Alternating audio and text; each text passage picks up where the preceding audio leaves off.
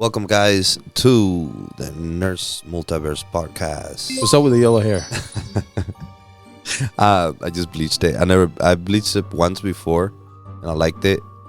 So then I decided to just have a change of look, and I did it. You know, you have like a little bit of the fifth sense look to you. Oh, nice. Look like a brown. Bruce Willis. I'll take that all day, man. That's fine. And then we were finished with the bleach, right? Here and here. And then my cousin is like, we got to do your eyebrows too. And I'm like, But I wanted to see how it looked. I'm going to let the eyebrows go back to black. But okay. Anyway, that's out of the way.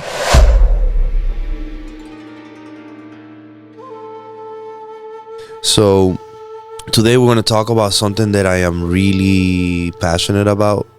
As a nurse, a component that a lot of nurses are missing in their practice. So I've been preparing this one for a while. We're not going to do notes on this one. We're just going to go straight to conversations.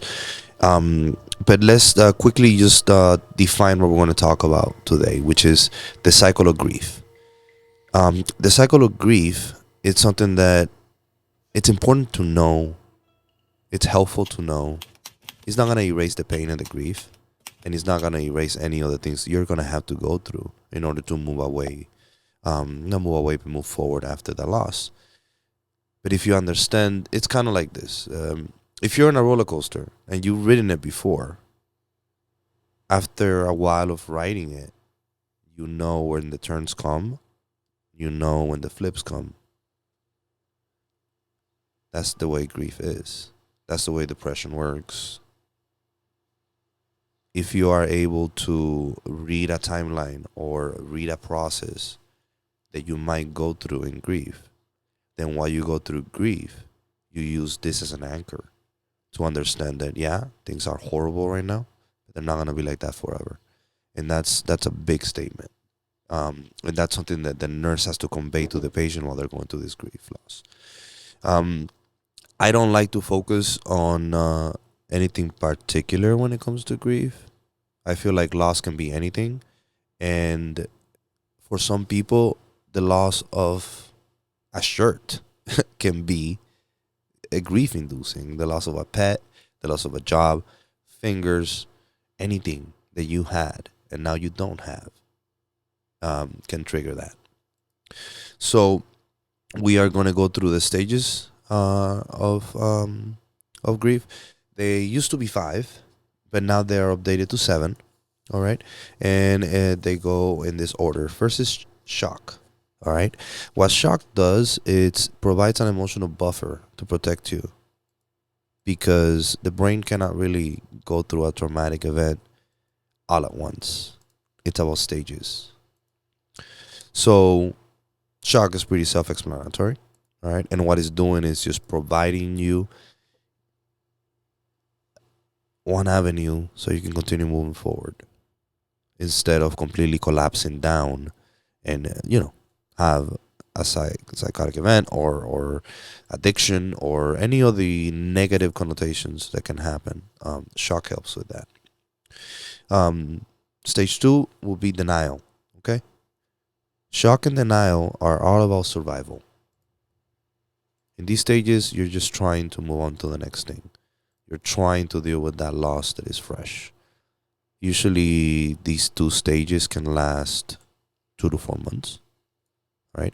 The whole cycle of grief can be resumed in a year, but there is a relapse after that year.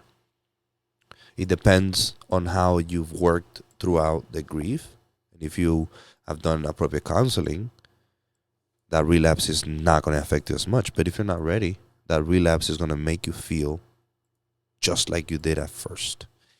And it's a scary situation. And that's usually when it turns into complicated grief, which we're going to talk about. All right. So we're going to go back to denial. So this, alongside shock, is about survival. All right. And it's important to keep in mind that these 2 stages, they're going to help you coping with the loss and help survive it. I'm sorry. Denial in particular, it allows the individual to have some pacing in their feelings of grief, not all at once. which is kind of like a key here, not all at once. When you're going through a loss, not all at once. Keep yourself in that stage where you're only dealing with one thing at a time and one situation at a time. So the hidden power of denial, it's when you talk about denial, anger, and different emotions like that, people assume that they're negative, and they don't necessarily have to be negative. Being angry is not a negative thing. What you do when you're angry and how you express that anger is what matters. So the resolution of shock and denial would the individual will be able to accept that their loss is their reality now, and they'll be able to move towards the healing process. This might not happen. You might be stuck in this area for a while, longer than 4 months maybe. It all depends on how you're tackling this. But the fact that you already know where you are helps you move on to the next stage. So stage number 3 is anger. It's very necessary to be angry, not necessarily be out of control, but anger allows connection and it gives structure to your pain, because underneath the anger is pain. If you deal with the pain, the anger will subside. Does that make sense? So feeling and addressing anger is part of the grieving process, is one of the essential parts of it. If you there's I don't know if you ever encounter people that they are never angry, they are never gonna, they just don't, and I'm not saying that's an unhealthy habit, but it can become one. It's super important to realize when the patient and the patient's family or the caregiver, even the nurse, is angry, because the things that they're going to tell you, if you realize that somebody's angry at the situation because they lost their father and they insult you at the bedside, they're not insulting you. So you shouldn't take it personal, and it shouldn't change the way you're going to treat that patient. What you should do is adjust, and we're going to talk about what does the nurse do for those things after we finish all the stages. So remember, when you're dealing with somebody, or you are dealing with a loss, you will be angry about the loss. You will be angry about losing your hand. You will be angry about losing your parent. A lot of people choose to be angry at God, which I'm not trying to minimize it, but I find it a little bit laughable, because that's never going to get resolved, you know. So it's just one of the little pitfalls for people during the anger stage. After that, we got stage 4, which is bargaining, and that's the stage when you're starting to accept the loss, and you are making moves or finding out ways of living with it. So you have to remember that when you're staging somebody or you're taking care of somebody going through this, that the grieving process is not linear, it's circular, meaning that you can go stage 1, 2, go 3, then go back to 2, and like that. Little by little you can move on, but it's not necessarily linear. All right. So what the caregiver, being a nurse, being a family member, doctor, no, it doesn't matter. But the person that is the primary caregiver for the person experiencing the loss needs to provide empathy and education about this process, so that it makes it easier. It calms down the anxieties. People, if you are able to stage people correctly, a lot of people just have an experience where they're like, oh, this is what's going on. This is what I can do. This is what's coming next. And it's very important for, especially at the bedside in ICU, dealing with a lot of trauma and a lot of troubled relationships.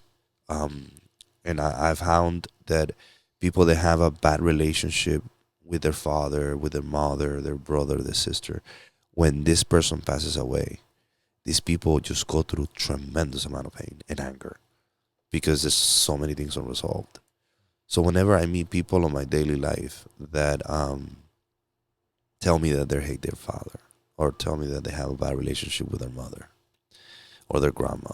I tell them that, I don't know, in the simplest, more, not really trying to tell them what to do, but it's kind of like, if you have those feelings and you don't resolve them before your parent passes away, those feelings are going to stay with you till you die, or you're going to need a lot of therapy. So it's important to remember that, because once your parent passes away, you don't know how you're going to react to that.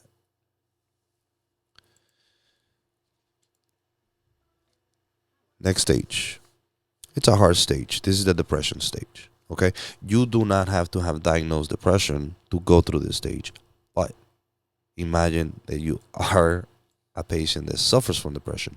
And plus the depression from the grieving process is going to make it double, which we're going to talk about some studies in a minute. But people that have anxiety and depression already baseline are more liable to have complicated grief, which we're going to cover that. So, depression. After thinking about the past and bargaining, thoughts of the present come to you, and the situation is now becoming real.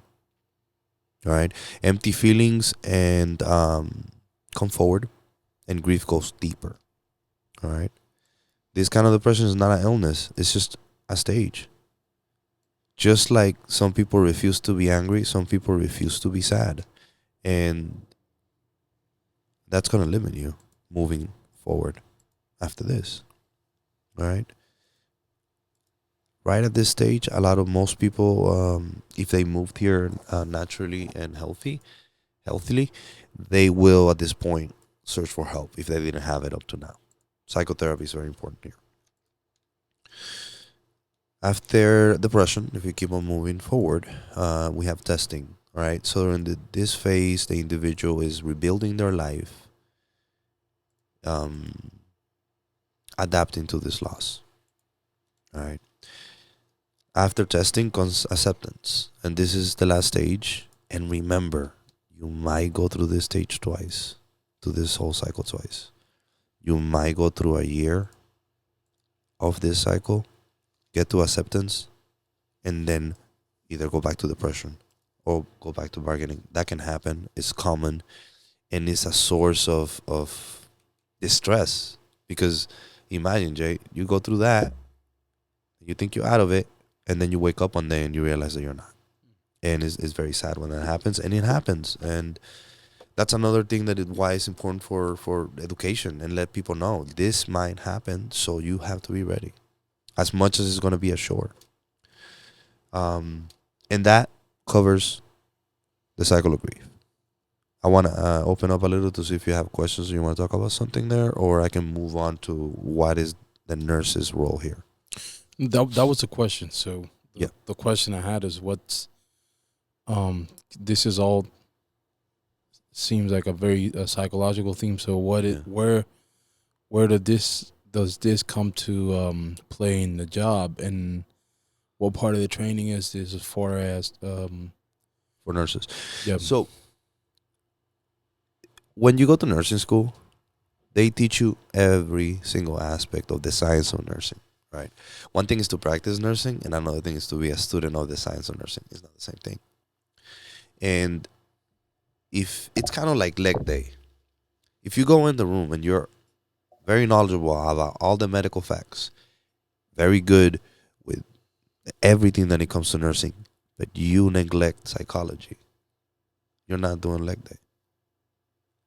Because in order to get everybody in that room on the same page and pushing towards the same goal, and I'm talking about the patient, the doctor, the family member, and the nurse. The nurse's job is to lubricate everything and get everything working right so that we can move forward and there's no gaps in communication, no gaps in education, and not, situations where people are going to be angry and confused and we're not going to get you out of the hospital, which is the goal. So it's really important for the nurse to understand the cycle of grief and apply it. And it's something that it only comes with a lot of time and a lot of practice and reading studies and improving your practice. And it's something that I don't see that much. And I wish I would see it more. nurses taking more interest in how to approach the patient instead of treating the patient like, you're here, I'm the boss, you do what I say. And that doesn't necessarily work. So there's something called the nurse technique, all right, which is, I like it. It's pretty simple. All right. So let's say you have the family member patient, and we're not going to define what the loss is because I don't think that's important. But there's a loss, and the patient or the family member tells you, I am overwhelmed. This is overwhelming. Right. The first thing you got to do, the N in nurse, you name the problem. You feel overwhelmed. Accept. Show a feedback. I understand you feel overwhelmed. I am not discounting your feelings. The you understand. You clarify the situation and you tell them, yes, this is a very difficult situation. There's a lot going on, but what can I do for you first? Not just what can I do for you, but what can I do for you first to get you at ease? Then we go to the R, which is respect. Give some feedback on how you see the patient or the family member reacting to this. If it needs to be positive feedback, give it. If there needs to be more education, give it. If you need to kind of challenge certain thoughts and ideas, do it. But always do it gently. There's no need on like pushing your knowledge on somebody else in an aggressive way, and it doesn't work. You have to do it gently. So something that you will say is, hey, I know that you're going through a really hard time right now, but I think that you're very strong and you are handling it okay. And people need to hear that because they don't know. Some people don't ever go through this grief cycle until the parents die. Some people go through it all the time. It just depends on how different situations in life affect you. All right. So R is for respect and recognition. Make sure that you're always recognizing that person and remind them that they are moving forward because they're not going to feel like they are. So it's your job to be there and say that. Then the S will be support, which means you make a commitment in the morning with that patient, with that family member, with that doctor, and you make sure that you're reliable and you're there for them the whole day. All right? Your shift as a nurse should be focused on your patient the whole time, not the charting, and not the computer. Then we go to the E, which is explore. All right? Once you have had these discussions with the patient, because of the way that you're doing it, you are developing a rapport with the patient. So once you get to explore, this is when you're going to be communicating with the patient, and hopefully if you did things right, you can make an open-ended question like, what is the hardest part of this? What is what you love the most about what you had? How do you think you're going to move forward? And little by little, you can give this patient a little bit more strength and power to realize that they are in control. So this is the way I feel like most nurses should be handling this. But it gets ignored. The patient is an asshole because they're angry. The patient is numb because they're in denial. And a lot of miscommunication happens, and that gets in the way of recovery. And I feel like we should put more emphasis in that. So once we cover the cycle of grief, and then we cover the techniques of a caregiver, because the nurse technique can be used by anybody, all right? You can even use it in your regular relationship with people. These things are good things that you can, it's like a guide on how to build connection with somebody else empathically. So now we're going to move on to complicated grief, all right? There's this doctor on YouTube. Her name is Katherine Shear. She is outstanding. She has short videos or long videos, and the complicated grief thing is it's complicated to explain, and there's not that many studies, and we're working on it, but it's not really like not the way that we can handle regular grief, right? So Complicated grief happens 7 to 10% of these cases. All right. And it includes the inability to resume a life with joy. Because there's so many positive feelings about what you lost, that it causes an inability and block to move on. You only want what was lost back. You are not ready to let it go. The difference between complicated grief and depression is when you have complicated grief is what I just explained about the feeling like you don't want to let go of something positive or something good. But depression, people that are depressed want nothing. The world is empty. There's no positives, and so it's a different feeling. All right.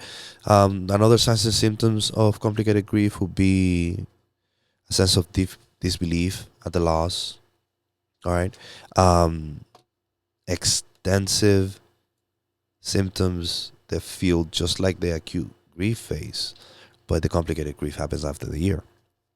All right. But it's kind of like you're going back to that. Second guessing, if onlys, if only I had gone there, if only I hadn't done that. Avoidance and escape, and an intense emotional roller coaster. Complicated grief is more prevalent in women, actually, than men. Also prevalent on people that suffer from depression and anxiety, trouble relationship to the loss. And again, it doesn't have to be a person. You can have a trouble relationship with your work, and then you lose it. I had a question. Something you were saying that some people are more used to going through the cycle of grief. Yes. But even though that might be the case, it still sounds to me like it's not the same. Like losing a parent, Yes. it's not the same as losing a bike. Oh, absolutely. No, I agree with you. But let's make an example. Let's say, remember that cumbia que le robaron la moto? Let's say that you just got out of a difficult situation. You just bought a bike and you needed to go to work, and you lose it. To me, that's not like losing a parent, but that's still grief and that's still loss. And different people get affected different by different losses. And an important thing to remember is that you never want to minimize. And because you don't want to minimize, you don't want to compare. Let's say that a patient comes to me, they just got diagnosed with diabetes, and they're very stressed out and upset about it. If I apply the cycle of grief to my communication with them, it's going to be good for them. So I just feel like a lot of people, this is useful for life in general. The only reason I mentioned that is because at a certain point, right, things also become irrational. Yes. Which is an evidence of a psychological issue. Yes. You know, if someone is reacting to the loss of a Big Mac burger as if they lost a parent, yes, there's a psychological thing going on. It's not absolutely no. You're correct, but remember, if that person that lost that Big Mac goes to the psych ward and there's a nurse there, they need to treat that loss like that in order to figure out what is that mental illness that is underlying if it's not diagnosed. If it's diagnosed, then you already know what to do. Right. But what I'm saying is, but it's clearly not the same, you know. No, not at all, not at all. But it's as if a person has a scrape, on their knee. It's pain. Yeah, but it's not the pain of a broken leg. Absolutely, but just like any tool, I use this tool daily, no matter who I'm treating and no matter what it is. Because you're right. There is different kinds of loss, and some loss is gonna hit you a lot harder than others. But I feel like using this as much as I can improves how easy I can use it, and it makes me more fluid at it. And it's something that I'm passionate about because I feel like it improves connections. You know, it improves connections with people. Anyway, so complicated grief is usually treated by 4 months of psychotherapy. There's a lot of different modalities that they use. I'm gonna leave that for part two because it's a lot. They're like cutting edge, different psychotherapy options with medications, and it's very complex. But the main thing is complicated grief needs to be jumped on. You need to have a care team, meaning you need to have a therapist, a psychiatrist, and a psychologist, and doing therapy like REBT, which is rational emotive behavioral therapy, which I recommend to everybody. And just doing intensive therapy for 4 months if you feel or if you get diagnosed with complicated grief. I'm just going to really quickly talk about where I got this information. So if you want to go and read, this is very interesting, but I just really felt a good connection with Dr. Shear. The way that she describes things, it makes it very easy and simple. So the main article that I used is called Nursing Grief and Loss. Is by Oates JR and Maani-Fogelman PA. Then some of the aleatory articles that you can find. If you YouTube Katherine Shear, she has so much information and very up to date, you know. Another one would be 7 Stages of Grief, Examples and What to Expect. And this is by Iris Wakeler. And this one has like 12 different examples of widely different things. The Katherine Shear one, the YouTube videos, she includes actually videos of patients talking about their loss and their complicated grief. And finally, we got the How to Treat Complicated Grief in Therapy. This is by Jeremy Sutton, PhD. And yeah, so this is the completion of this is the cycle of grief. This is what you're supposed to do. For me, it's a fascinating thing, and I'm a student on it, and I'm never going to stop learning about this. All right. So, if anybody wants to get more episodes, what do they have to do? What I have to do to get more episodes? Yeah, to watch, to continue to watch your podcast. See if you change your hair color. Yeah, keep up with my changes of look because I do it a lot. I get bored. Yeah, if you wanna follow me, YouTube. We have about how many podcasts we have now? 5. I think this could be number 6. All right, this is number 6. I have short podcasts and long. If you want to see what this is all about and what the podcast is about, check out the one on the electrocardiogram and 1 heartbeat. It's a 9-minute video or 6 minutes, something like that. It's less than 10 minutes, and you can kind of get an idea of what it is that we try to do here, which is just have a conversation about healthcare and higher critical thinking processes, because I feel like everybody should be included in this. Everybody should have some kind of knowledge. I get really sad when I see people coming to the hospital, never been there. They live their lives completely separate from anything medical. And then they're in the hospital and they're for 3 weeks. And they don't know what to do. It's very jarring. Subscribe, like, and share. Chair. Like the chair you sit on. It's my accent. Share. That sounds good.